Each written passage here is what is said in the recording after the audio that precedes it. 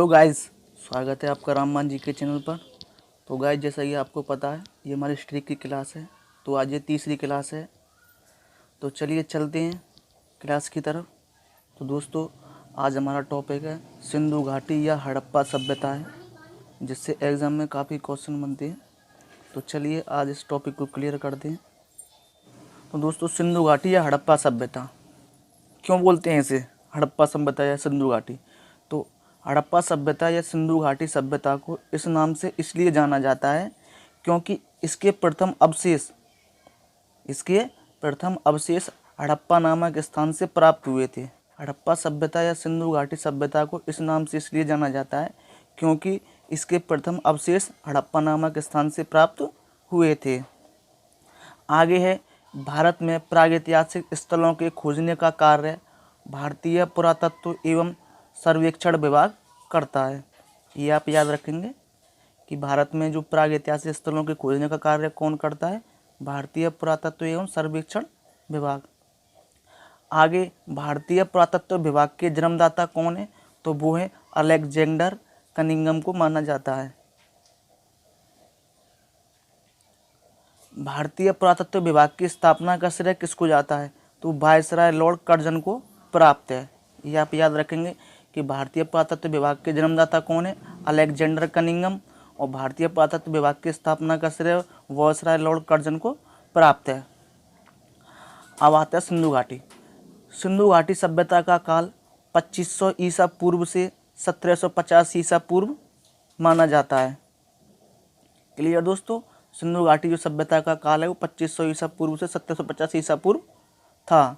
आगे, हड़प्पा टीले का सर्वप्रथम उल्लेख 1826 ईस्वी में चार्ल्स मैसन द्वारा किया गया था। हड़प्पा टीले का जो सर्वप्रथम जो उल्लेख है वो 1826 ईस्वी में चार्ल्स मैसन द्वारा किया गया था। आगे, हड़प्पा संस्कृति को कांस्य युगीन सभ्यता भी कहते हैं क्योंकि इन लोगों को तावे में टिन मिलाकर कांसा बनाने की विधि आती थी। दोस्तों, हड़प्पा सभ्यता या सिंधु घाटी सभ्यता को कांस्य युगीन सभ्यता भी कहते हैं क्योंकि इन लोगों को तावे में टिन मिलाकर कांसा बनाने की विधि आती थी। दोस्तों, सिंधु सभ्यता की खोज राय बहादुर दयाराम साहनी ने की थी। ये आप याद रखेंगे कि सिंधु सभ्यता की खोज किसने की थी? राय बहादुर दयाराम साहनी ने। आगे चलते हैं। इस सभ्यता की मुख्य निवासी द्रविड़ तथा भूमध्य सागरीय थे। यह एक नगरीय सभ्यता थी। सिंधु सभ्यता या हड़प्पा सभ्यता कैसी सभ्यता थी? नगरीय सभ्यता थी। सिंधु सभ्यता का बंदरगाह लोथल को माना जाता है। तो सिंधु सभ्यता का जो बंदरगाह है वो लोथल को माना जाता है। आगे, सिंधु सभ्यता की लिपि भावात्मक चित्रात्मक थी। यह लिपि दाएं से बाएं लिखी जाती थी। इसकी जो लिपि है वो कैसी है? भावात्मक है, यानी कि चित्रात्मक है। आगे है, सिंधु सभ्यता को नगर तथा घरों को बनाने के लिए ग्रिड पद्धति अपनाई गई है। ग्रिड पद्धति कैसे दोस्तों? जैसे कि लाइन है, इस हिसाब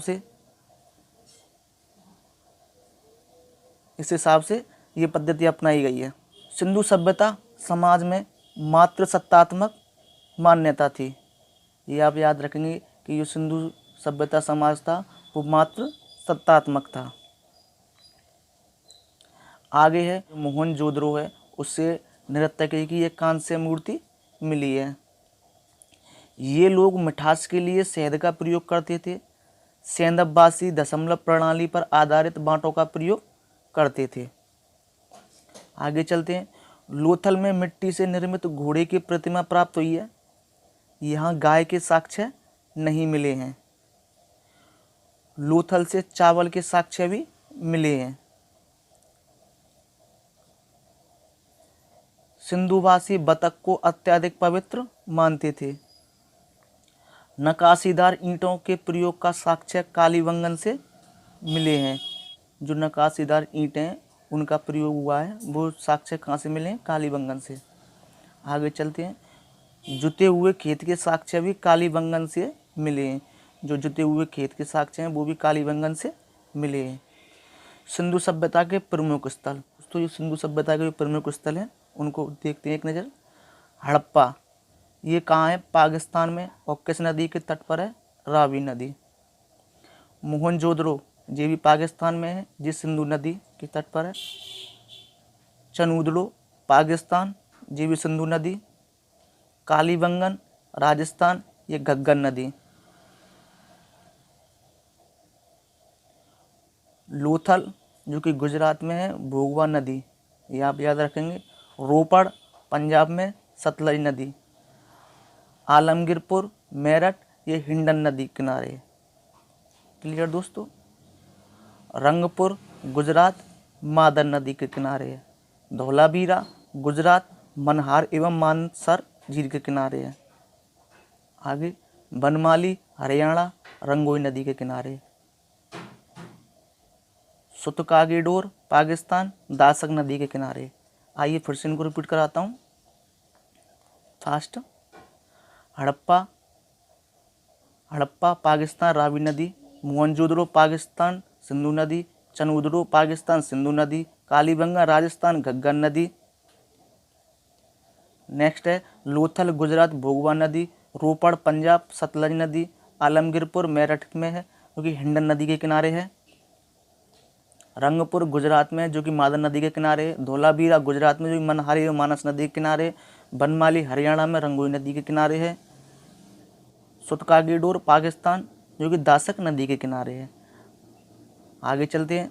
भारत का सबसे प्राचीन नगर मोहनजोदड़ो था, जिसे मृतकों का टीला कहा जाता है। ये आप याद रखेंगे कि भारत का जो सबसे प्राचीन नगर है मोहनजोदड़ो था, जिसे मृतकों का टीला कहा जाता है। नेक्स्ट है मोहनजोदड़ो से प्राप्त सबसे बड़ी इमारत अन्नागार है।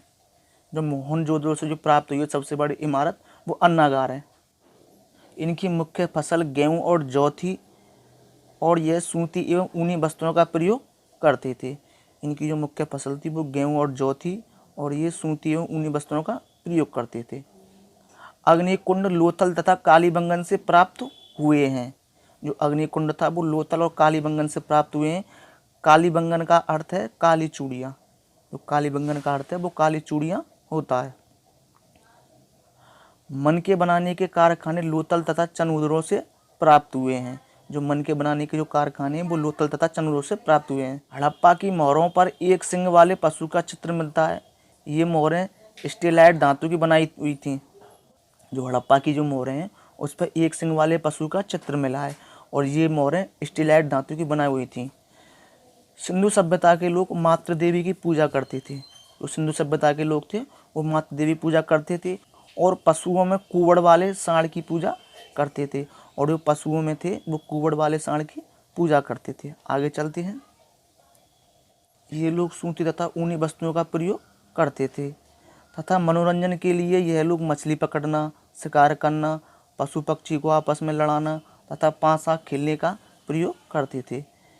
ये आप याद रखेंगे कि ये मनोरंजन के लिए क्या करते थे? मछली पकड़ते थे, शिकार करते थे, पशु पक्षियों को आपस में लड़ाते थे और पासा भी खेलते थे। इनको तलवार का ज्ञान नहीं था।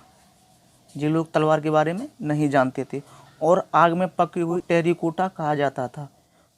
सिंधु समाज में पर्दा प्रथा थी तथा ये वेश्यावृत्ति प्रचलित थी। नेक्स्ट, सिंधु सभ्यता के लोग लाल मिट्टी से बर्तन बनाते थे तथा उस पर काले रंग का डिजाइन बनाते थे। जो सिंधु सभ्यता के लोग थे वो लाल मिट्टी से बर्तन बनाते थे और उस पर जो डिजाइन करते थे वो काली मिट्टी से करते थे। हड़प्पा के जो सामान्य आवास क्षेत्र के दक्षिण में एक ऐसा कब्रिस्तान है जिसे समाधि R37 नाम दिया गया है। नेक्स्ट है चनूदड़ो में किसी दुर्ग का अस्तित्व नहीं मिला है। जो चनूदड़ो है उसमें कोई दुर्ग नहीं मिला है। नेक्स्ट है रोपड़ से एक ऐसा कब्रिस्तान मिलता है जिसमें मनुष्य के साथ पालतू कुत्ता भी दफनाया गया था। ये कहाँ पर मिलता है? रोपड़ में, जो मनुष्य के साथ पालतू कुत्ता भी दफनाया गया था। आगे चलते हैं दोस्तों। जो सिंधु घाटी सभ्यता का जो विनाश है या उसका पतन है वो बाढ़ को माना जाता है, क्योंकि ये नदियों के किनारे बसा हुआ था। तो ऐसा माना जाता है कि जो सिंधु घाटी सभ्यता के जो विनाश का कारण है वो बाढ़ का माना जाता है। तो दोस्तों आज का हमारा ये टॉपिक यहीं पर क्लियर होता है। तो मिलते हैं नेक्स्ट क्लास में नेक्स्ट सेशन के साथ। तब तक के लिए धन्यवाद।